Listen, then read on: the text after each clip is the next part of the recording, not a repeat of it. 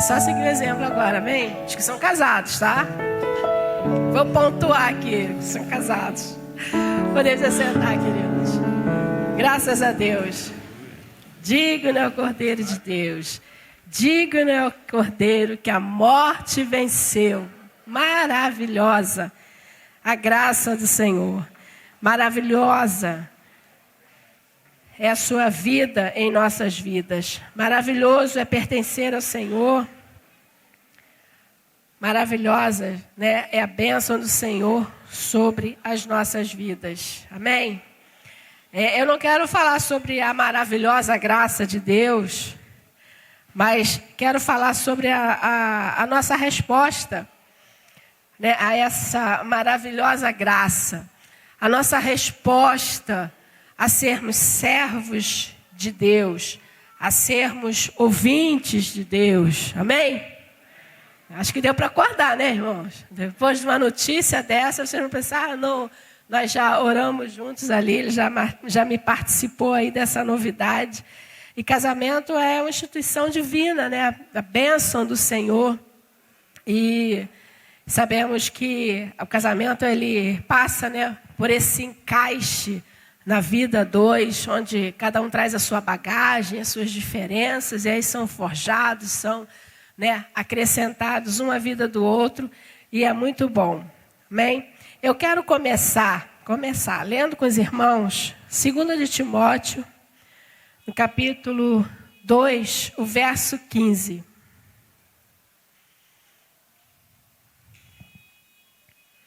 2 de Timóteo 2,15 nos diz assim: procura apresentar-te a Deus aprovado, como obreiro que não tem de que se envergonhar, que maneja bem a palavra da verdade. Mas eu quero frisar apenas a primeira linha que diz: procura apresentar-te a Deus aprovado. Esse apresentar-se diante de Deus, né, eu quero colocar aqui que Deus, como todos nós já sabemos, Ele conhece não só a nossa vida exterior, como nós conhecemos uns aos outros pelo exterior, mas Deus conhece o nosso interior, né? Sabe quem nós somos por dentro. E para Deus, realmente, esse ser aprovado é o que fazer para Deus é muito importante, amém? Fazer para Deus o serviço é algo assim pontual para Deus, mas a intenção com que fazemos, a motivação com que fazemos, para Deus é pontual. Talvez essa é mais importante, a nossa motivação por aquilo que nós estamos fazendo, do que o próprio trabalho em si. E a gente vai discorrer alguns pontos nessa questão dessa importância da nossa motivação quando fazemos algo para Deus. E essa motivação, ela não cresce, né, assim do nada. Porque essa motivação, ela vem de um conhecimento de Deus. Porque antes de nós servirmos para Deus aos homens, ou servirmos aos homens, né, nós primeiro temos que servir a Deus, temos de estar com Ele. E é mais importante a nossa vida com Deus. Amém? Então essa vida com Deus, ela não começa assim, no estalar de dedos. Como nós falamos, creio que, não sei se foi no final do ano, que falamos sobre as raízes, e falamos sobre o cedro do Líbano, e também o bambu, vocês conhecem bem, né, a história do bambu. São, né, árvores, são espécies que crescem primeiro para dentro, nas suas raízes, a profundidade. E o cedro do Líbano, nos seus primeiros 3 meses, ele cresce, né, vamos supor, para cima ele tem 5 centímetros, mas para baixo ele tem 1,5 metro de profundidade. Então, nos seus primeiros 3 meses, já é um pouco difícil de arrancar. Imagine, nos seus 40 anos, o que ele está aí bem forte, né? É que ele começa a dar o seu fruto. Mas a nossa vida cristã também, e por isso Paulo, ele aconselha a termos cuidado com aqueles que são novos na fé, né? Ele diz, cuidado com aqueles que são novos na fé.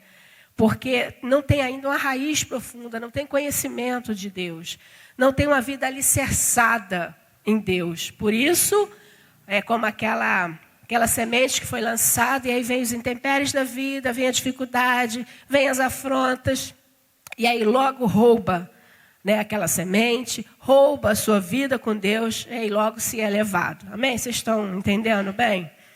Então, primeiro nós precisamos nos aprofundar em Deus. Porque se nós começamos a fazer as coisas para Deus, sem termos uma vida profunda com Ele, logo ficaremos fadigados. Logo ficaremos, né, insatisfeitos, porque nós vamos procurar a satisfação, o elogio de outro, de pessoas.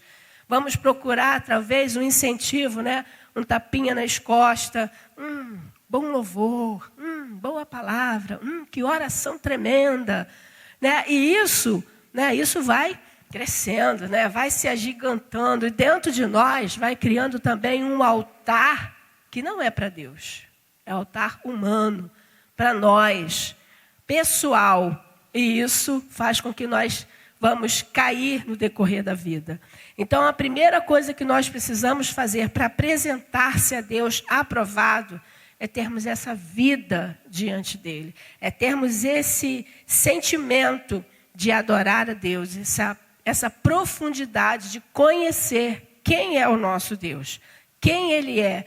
Nós cantamos aqui maravilhosas expressões de quem é Deus.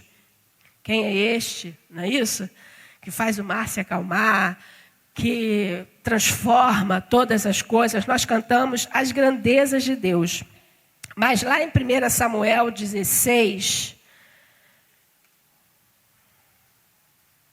1 Samuel 16, o verso 7, nos fala de um homem, bem, e ele é o próprio Samuel, que nesse momento aqui, de 1 Samuel 16, aí o verso 7, nos diz: Deus não vê como vê o homem, pois o homem vê o que está diante dos olhos, porém o Senhor olha para o coração. E nesse momento aqui, foi o momento que ele foi para ungir, amém? Foi o momento que ele foi para procurar aquele que deveria ser ungido rei. E aí ele vai procurar na casa de Jessé, e ele olha o quê? A aparência, o exterior, não é isso? E ele viu ali vários filhos de Jessé, homens que eram homens de guerra, homens que eram soldados, homens fortes, homens que sobressaíam pela sua altura.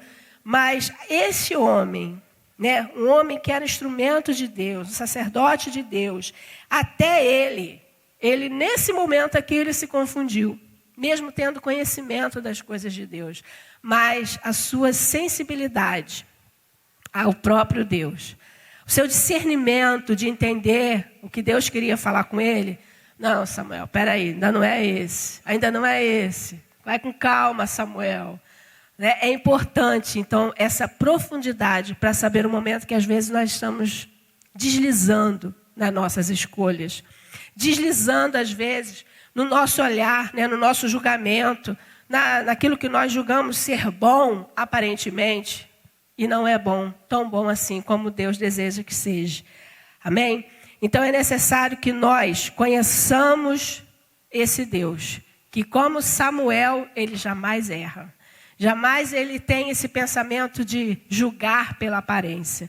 Deus às vezes até permite que algo aconteça pela dureza do coração do homem, por às vezes, né, o homem bater tanto na tecla, me dá, Senhor, me dá, eu desejo, eu quero, né? E às vezes num rompante, o Senhor, vai meu filho, vai, vou deixar você ir, não é isso? Mas aí, pelo caminho, se descobre que não era bem aquilo que tanto almejava, tanto desejava. E aí o Senhor permite, né, é a questão do filho pródigo.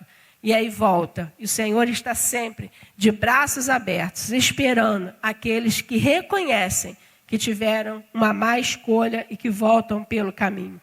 Então, esse nosso crescimento interno é que nos vai dar essa motivação verdadeira, essa motivação real, né? Essa motivação que de verdade vai trazer elogio e glória ao nome de Deus. E quando eu estava pensando sobre essa motivação, que deve ser verdadeira e genuína, eu estava pensando em construção. Hoje a Lívia não está aí, né? Mas tem construtores aqui, né? Eu creio que sim. Tem uns homens aí que mexem com obra, né? É meia colher, vamos dizer assim. Tem homens aí que são meia colher. Mas tantas construções que nós já vimos, que, embora tenham tido bom engenheiro, um bom arquiteto, mas quando vai se fazer a obra, é usado o quê? Material de segunda, né? E aí tantos prédios caíram, ruíram, e muitas vidas também já se perderam decorrente de estruturas que não foram verdadeiras, não tiveram uma base sólida.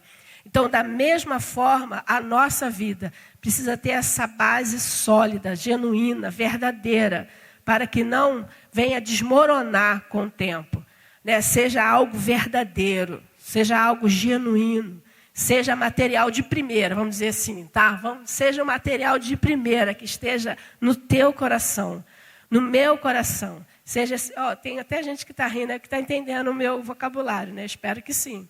Amém?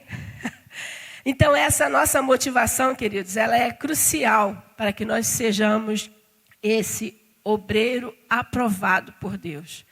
Sermos homens e mulheres que sejam aprovados quando nós nos apresentarmos diante de Deus. Que não seja simplesmente pelas nossas tarefas, pelo nosso ir e vir, vamos orar, vamos fazer, vamos realizar, mas que seja assim, né, a nossa motivação diante do Senhor. Quando já ouviram aqui várias vezes, nós falamos sobre que a nossa vida material, ela segue ao nosso espiritual, amém? O material segue o espiritual. E por que, querido, que nós falamos assim? Aí você vai dizer, não, mas então está julgando aquilo que eu faço. Mas não é verdade. A tua transparência, vamos dizer, seu modo de agir, mostra a sua idade na sua vida com Deus, não é isso? Mostra a sua obediência aos seus pais mediante as suas práticas. Não é assim ou estou errada? Concorda? Concordam comigo? Vocês estão aqui hoje, de verdade, estão aqui hoje, é dia 19, vocês estão aqui hoje? Amém. Então, de verdade, queridos, nós precisamos entender que nós precisamos ter essa genuína, né, base no nosso interior, porque aquilo que nós somos espiritualmente vai refletir na nossa vida cotidiana, na nossa assiduidade, na nossa presteza, né, na nossa solidariedade, no nosso estender as nossas mãos, no nosso doar, no nosso receber as pessoas. Em tudo, a nossa vida vai ser reflexo da nossa vida com Deus. E tanto é que João nos diz o seguinte, se alguém diz, amar a Deus, mas não ama seu irmão que está vendo, está se enganando a si mesmo. Se diz que ama a Deus que não está vendo, como é que vai dizer, jurar, né? Jurar de pé junto, que ama o seu irmão que está vendo? Né? Então, queridos, o próprio João nos alerta quanto a isso. A nossa vida relacional mostra o nosso relacionamento com Deus. É tanto horizontal quanto vertical. Precisa ser genuíno, verdadeiro, autêntico. Amém? Então fala para o irmão que está ao teu lado assim, vamos ser autênticos. Amém? Vamos ser verdadeiros. Não apenas de palavras, né? Não apenas de palavras, mas de verdade. De verdade. É necessário nos dias atuais. Porque hoje pela manhã nós falamos aqui sobre a nossa responsabilidade cristã, sobre aquilo que nós precisamos ser como cristãos, né? Ter a nossa palavra ser sim, sim e o não seja não. Então, queridos, se nós não estamos, né, sólidos espiritualmente, se não temos firmeza espiritualmente, nós vamos ser levados por ventos de doutrina. Vamos ser levados por qualquer instrução que não seja verdadeira. Vamos ser levados por aqueles que vão acusar você, por aqueles que vão julgar e por aqueles que vão pedir a razão da sua fé. Você crê mesmo? Tem certeza que você crê em Deus? tem certeza? Será que eu posso tirar o teu emprego? Olha como foi dito a Jó, né? Deus falou ao adversário, né? Pode fazer tudo, tira tudo, só não toca na vida, na alma. Amém? E tirou realmente tudo. Será que nós estamos conscientes da nossa vida com Deus? Pode sim, Senhor, pode tirar tudo. Será que nós estamos, né, cientes? Será que nós temos essa firmeza de conhecer quem é Deus? O Deus suficiente, o Deus poderoso, o Deus maravilhoso, que fez isso por nós, maravilhosa graça, né? Que levou o nosso pecado, levou as enfermidades, que levou a nossa cruz, que nos fez, né, redimidos, salvos, resgatados. Ele fez isso por nós. Será que nós estamos dando a Ele esse retorno, e um bom retorno? Amém? Será que estamos dando a Ele esse bom retorno? Então, a nossa vida íntima com Deus vai transmitir aquilo que nós somos. E nós falamos no domingo passado a respeito de Saul, que ele obedeceu a Deus o quê? Pela metade. Vocês lembram que eu falei domingo passado? Quando foi dada uma ordem para que ele exterminasse, né, não só os soldados, mas toda a população, né? E até o rei, era para exterminar todos.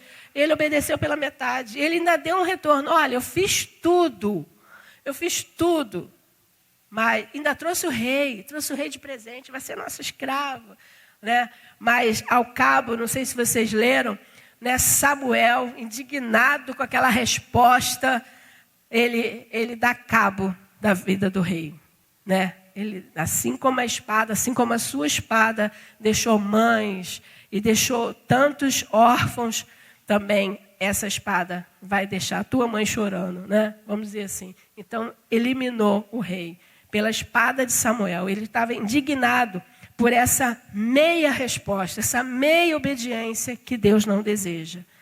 Deus, nós queremos ser abençoados por inteiro, não queremos? Queremos que toda sorte de bênção nos acompanhe, né? Quando eu profetizar, tudo será abençoado. Onde eu pisar a planta dos meus pés, não diz a palavra, que será santificado. Amém? Então nós queremos carregar a bênção de Deus.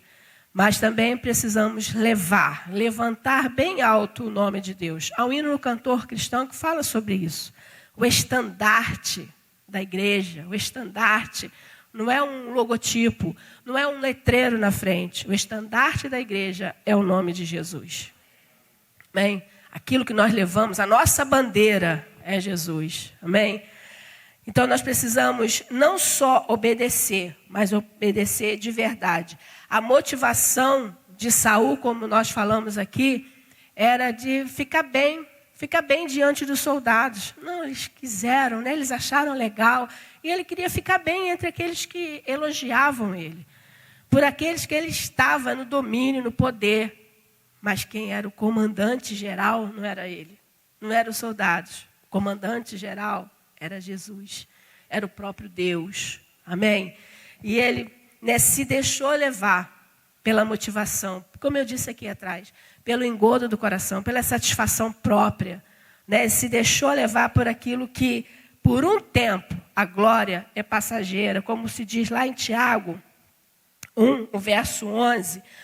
Pois o sol se levanta em seu ardor e faz secar a erva.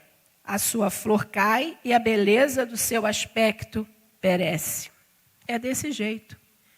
É desse jeito. Tudo tem uma pompa maravilhosa, tudo é lindo, mas tudo é passageiro. Deus não é contra a riqueza. Tanto é que Abraão, ele era próspero, ele era abençoado. Tanto é que quando ele saiu da terra de Harã, ele levou seu sobrinho com ele. E vamos então, ele levou para escolher, né, a campina, escolher o lugar onde eles iriam acampar, e aí criar o gado, todas as coisas. Ele era tão abençoado que ele disse, né, Ló, escolhe. E Ló escolheu, né, o melhor lado, as campinas verdes, vou botar meu gado, minha ovelha, tudo aqui vai ser, vamos produzir 60, 30, 100 por um, tudo bem. E Abraão ficou com um lado que não foi escolhido, um lado que parecia não ser tão bom, mas a diferença estava na bênção de Deus, na mão do Senhor sobre a vida dele.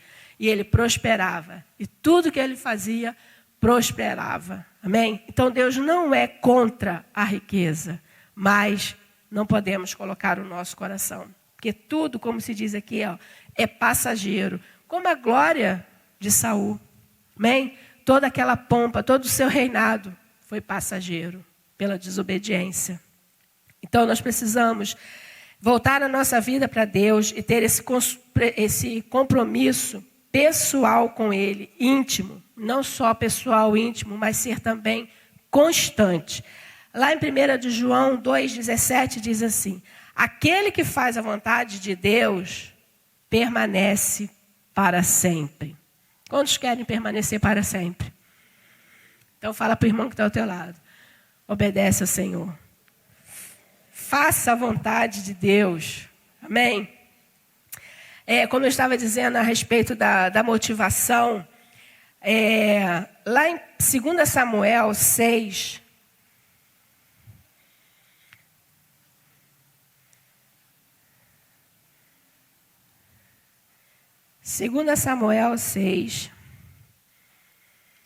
nós vamos ver que, por mais que a motivação seja correta, mas se o princípio é errado, o fim é danoso.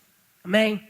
Então, 2 Samuel 6, de 1 até o 10, nos diz assim: tornou Davi a juntar todos os escolhidos de Israel em número de 30.000. Dispôs-se com todo o povo que tinha consigo. Partiu para Baalá de Judá, para levarem de lá para cima a arca de Deus, sobre o qual se invoca o nome do Senhor dos Exércitos, que se assenta acima dos querubins. Aleluia! Puseram a arca de Deus num carro novo e a levaram da casa de Abinadab, que estava do outeiro. E Uzá e Aiô, filhos de Abinadab, guiavam o carro novo. Levantaram-no com a arca de Deus da casa de Abinadab, que estava no outeiro, e Aiô ia diante da arca. Davi e toda a casa de Israel alegravam-se perante o Senhor, com toda sorte de instrumentos de pau de faia, com harpas, com saltérios, com tamborins, com pandeiros e com símbolos. Quando chegaram à eira de Nacon, estendeu Uzá a mão à arca de Deus e a segurou, porque os bois tropeçaram. Então a ira do Senhor se acendeu contra Uzá, e Deus o feriu ali por sua irreverência, e morreu ali junto à arca de Deus. Desgostou-se Davi, porque o Senhor irrompera contra Uzá, e chamou aquele lugar Pérez-Uzá, até o dia de hoje. Temeu Davi ao Senhor naquele dia, e disse: como virá a mim a arca do Senhor? Não quis Davi retirar para junto de si a arca do Senhor, para a cidade de Davi, mas a fez levar à casa de Obed-edom e o Geteu. Ficou a arca do Senhor na casa de Obed-edom, o Geteu, 3 meses, e o Senhor abençoou a toda a casa. Amém? É uma parte do texto que é conhecido por vários irmãos, mas aqui nós vemos uma motivação correta, né? A arca estava sendo trazida de volta, e só que havia uma ordenança de Deus, um princípio que foi quebrado. Vocês lembram do princípio? Os sacerdotes tinham que conduzir. O peso da arca, que era a presença de Deus, tinha que estar sobre os ombros dos sacerdotes. E aí eu estava lendo essa semana, e aí me fez reportar a cada família, a cada casa, a cada homem, o peso do sacerdote que é você, o homem é o sacerdote da casa, amém? O peso da presença de Deus, a responsabilidade é sua, amém? Então, o peso tinha que estar sobre o sacerdote, porque a arca representava a presença de Deus. E eles colocaram, Davi, querendo levar de volta, disse aqui, era um carro novo, não era qualquer, vamos dizer assim, não era qualquer carroça, Era um carro novo, preparado, vamos dizer assim, digno, né, de carregar a arca. Só que os bois tropeçaram, mediante ao peso. E, né, esses homens que eram filhos de Abinadab, eles seguraram numa boa intenção. A motivação, como eu disse, era correta, era boa, mas o princípio foi quebrado. E nem sequer usar, ele talvez não conhecesse o princípio, não sei.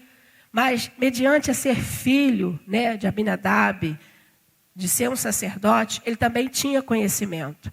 E aí nós pensamos sobre aí a nossa responsabilidade. São coisas que nós conhecemos de Deus e nós julgamos tão naturais, corriqueiras no nosso dia a dia, como uma leitura da palavra, uma oração, um culto doméstico, né, uma devocional. São coisas que são importantes na nossa vida cristã. E nós, com o decorrer dos anos, nós julgamos banais, sem tanto sentido. Mas não é, querido. São princípios que nós precisamos observar. É isso que vai fortalecer a sua vida cristã. É isso que vai fortalecer a tua fé. Então, nós não podemos queimar os princípios, esquecer os princípios. Eles são princípios e precisam ser obedecidos. Não importa, né, você entender o princípio, mas não obedecer. Não importa você entender, né, saber e ter uma motivação errada. Não, precisa ser em conjunto. Então, nesse momento aqui, diz aqui o texto que Davi naquele dia temeu a Deus. Mas será que ele não temia antes? Ele não conhecia Deus? Amém? Ele conhecia Deus. Diz aqui que ele já tinha conhecimento, já tinha matado o urso, o leão, amém? Mas nesse momento aqui ele temeu, ele entendeu, fiz alguma coisa errada. Eu quebrei os princípios. E naquele dia, né, ele colocou o nome daquele lugar, Pérez Uzá. E outra coisa que nós vemos também, tanto como Uzá aqui e Davi, nós vemos também a vida de Ananias e Safira. Amém? A intenção, o princípio era genuíno, era verdadeiro. O que eles estavam fazendo era corretíssimo. Era entregar a sua oferta.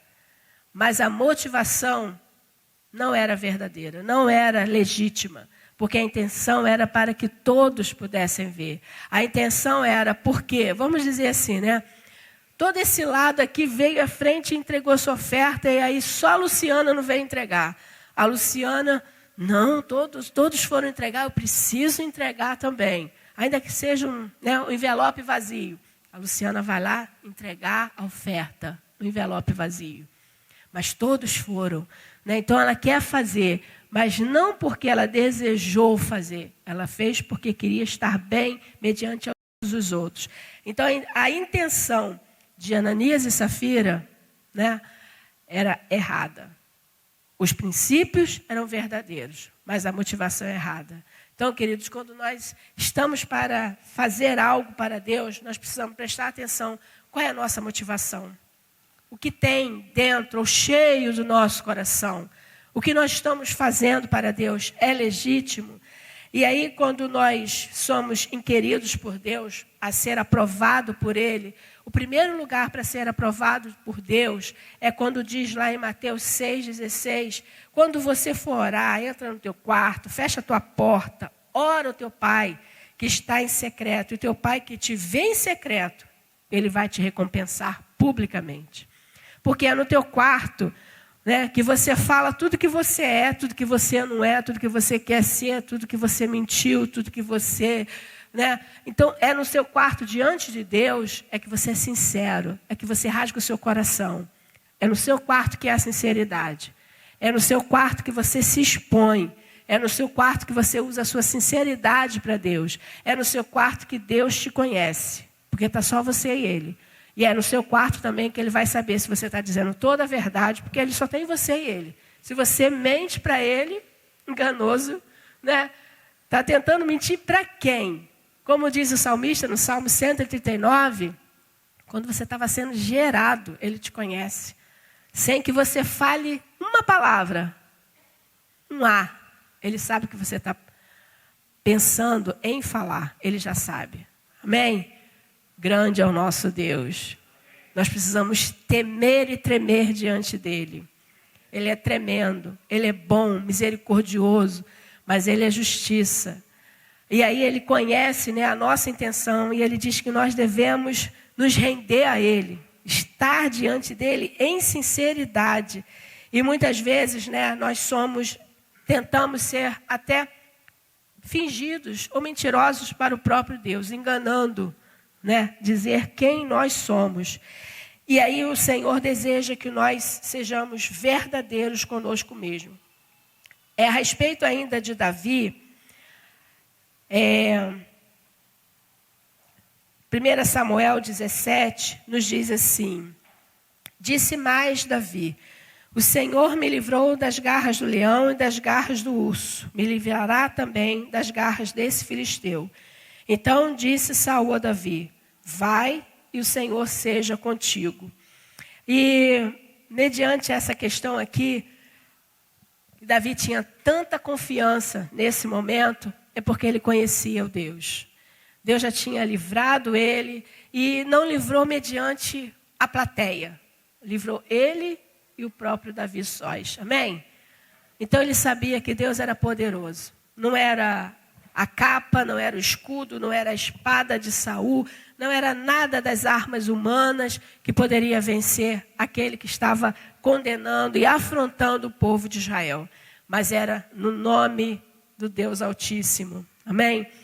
E eu achei interessante que, ao mesmo tempo que Davi, né, foi se apresentar, e Davi anteriormente já havia se apresentado para tratar a área espiritual de Saul, porque quando o espírito maligno se apossava dele, né, não tinha como, ele ficava inquieto. E aí foi perguntado: traz um tocador, traz alguém que acalme o meu espírito. E trouxeram Davi. E Davi já estava ali, mediante a ele. E quando Davi vai, luta, guerreia e ganha a guerra, eu achei interessante que no 1 Samuel 17, 55 e 56 diz assim: quando Saul viu Davi sair e encontrar-se com o filisteu, perguntou a Abner, chefe do exército: de quem é filho esse jovem, Abner? Respondeu Abner: viva a tua alma, ó rei, que não sei. Disse então o rei: pergunta, pois, de quem ele é filho. Ele já estava tocando a harpa para ele, já estava acalmando os ânimos dele, mas depois que ele, né, liquida lá com o gigante Golias, ele ainda traz a cabeça dele à mão, vocês podem ler aí o texto, né, consequentemente, mas ao mesmo tempo que ele continua, ele era desconhecido. Ele esteve lá, lutou, né? Claro, ele lutou com a sua funda, mas ele esteve presente. Mas ninguém sabia quem era. Já estava no meio do palácio, já tinha sido trago, mas ninguém sabia quem era. Mas Deus sabia quem ele era. Amém? E às vezes você faz várias coisas, você fala: não, já sou conhecido de todo mundo. E quem é você? Né? Lembra de Jonas, quando na lição de hoje, não sei quem estava, já na lição de hoje de Jonas, que ele estava, né, no barco, e aí as grandes ondas. E aí, quem é você? De que povo você é? Quem é teu Deus? Questionando a ele, ele falou de onde ele vinha. E aí, queridos, eles não conheciam nada a respeito dele. Ele falou quem era o Deus dele. Todos no barco, vocês leram? Creram, temeram ao Deus de Jonas. Ele nem tinha chegado a Nínive para falar, mas no barco já houve confissão do Deus de Jonas. E às vezes você pensa: ninguém me conhece. Deus te conhece. Fala para o irmão que está ao teu lado: Deus te conhece. Deus te conhece, conhece a fundo, querido. Deus te conhece fundo, sinceramente. E assim nós precisamos, então, reconhecer a grandeza do nosso Deus. E que nós possamos ter a cada dia, né, a nossa vida, não somente diante de Deus, mas também reconhecida diante dos homens. E aí uma coisa que eu achei interessante, que Deus, conhecendo a Davi, ele colocou ele frente ao inimigo. E mais tarde ele se tornou rei. Amém? Os caminhos foram abertos porque ele conhecia o suficiente a respeito de Deus. E Deus conhecia Davi, conhecia as suas intenções, o seu coração. É claro que mais tarde a gente vai ver quando ele pecou, né? Ele errou, mas conhecendo que mais tarde ele foi um homem segundo o coração de Deus.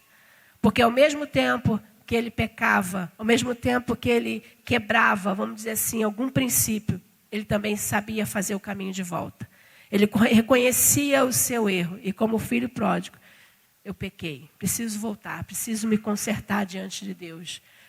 E Deus ama a verdade no íntimo, amém?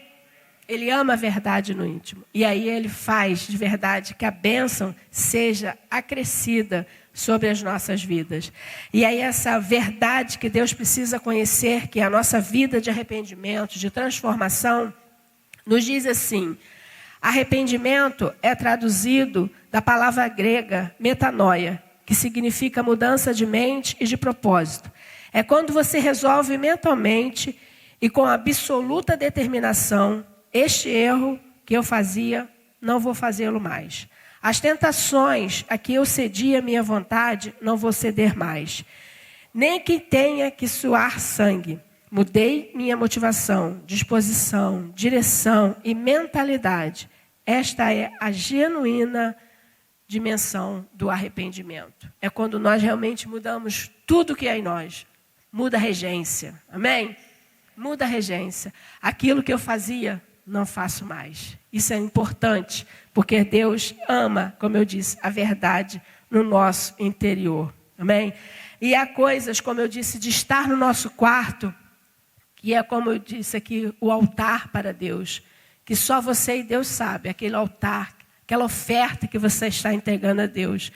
Mas houve um momento que Josué, quando passou pelo Rio Jordão, ele tirou 12 pedras. Leio lá também, Josué, no capítulo 4, ele tirou 12 pedras por ordem de Deus.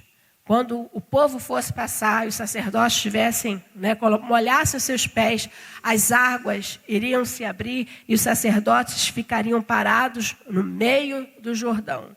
E ali ele retiraria as 12 pedras e guardaria. E seria memorial para dizer aos seus filhos e a todos: foi livramento de Deus. Papai, o que significa essa pedra? Livramento de Deus. E ao mesmo lugar que ele também tirou as pedras, no mesmo lugar, ele ergueu um altar para a glória de Deus, no rio, no meio da terra seca.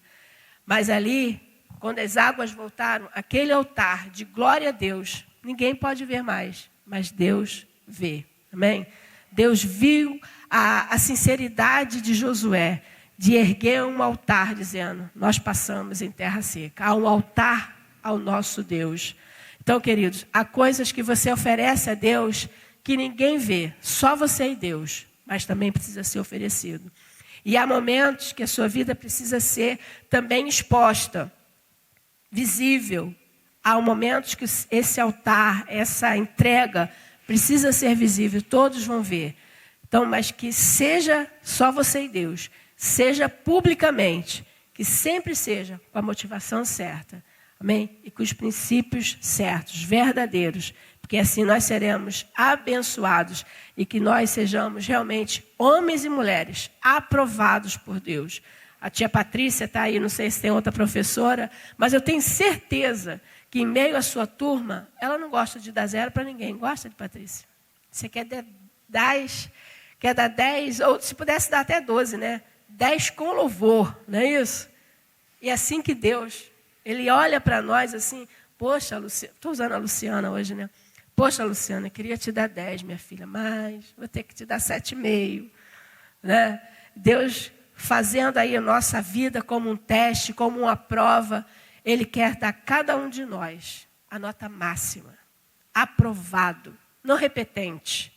Não aluno repetente, porque aluno repetente é complicado, né? Fica meio carrancudo, tenta decorar, né?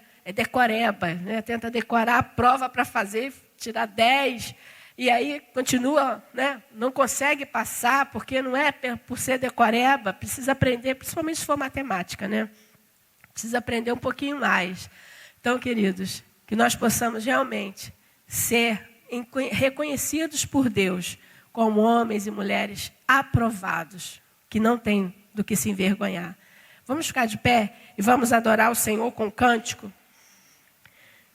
Assim como no nosso quarto, muitas vezes nós oferecemos ao Senhor a nossa vida, vamos adorar com esse cântico que diz: vem o Senhor minha vida oferecer, como oferta de amor e de sacrifício.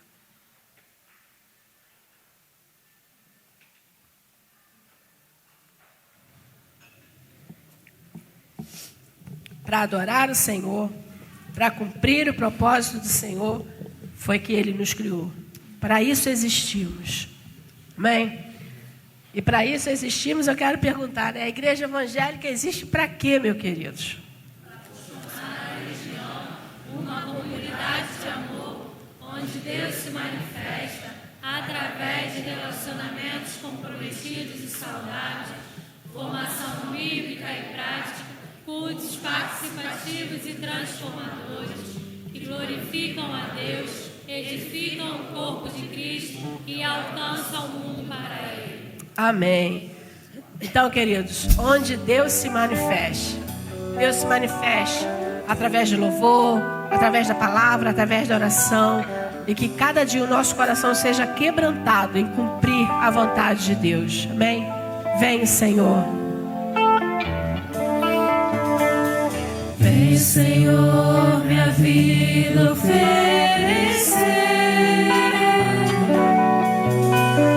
como oferta de amor e sacrifício.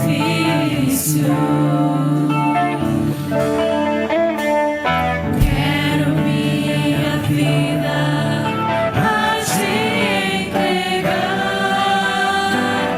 como oferta viva em teu altar. Vem, Senhor.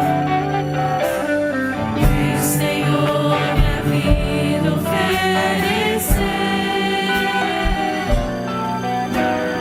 como oferta de amor e sacrifício.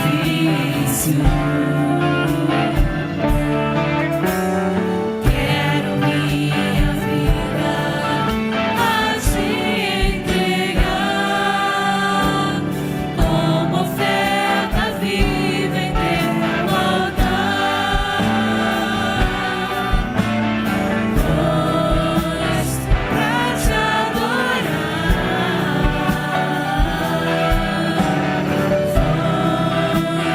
que eu nasci. Cumpre em mim o teu querer. Faça o que está em teu coração, e que a cada dia eu queira mais e mais estar ao teu lado, Senhor.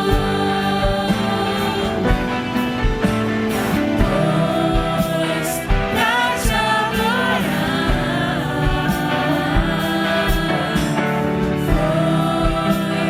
que eu nasci. Cumpre em mim o teu querer. Faça o que está em teu coração, e que a cada dia eu queira mais e mais estar ao teu lado, estar ao teu lado, estar ao teu lado, Senhor.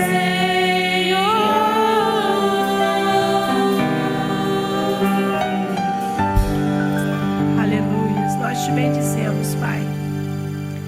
Como o salmista diz, Senhor, que preferiria estar Senhor, em outro lugar, Senhor, se não fosse na tua presença, na tua casa. Senhor, e no nome de Jesus, não há melhor lado, não há melhor escolha.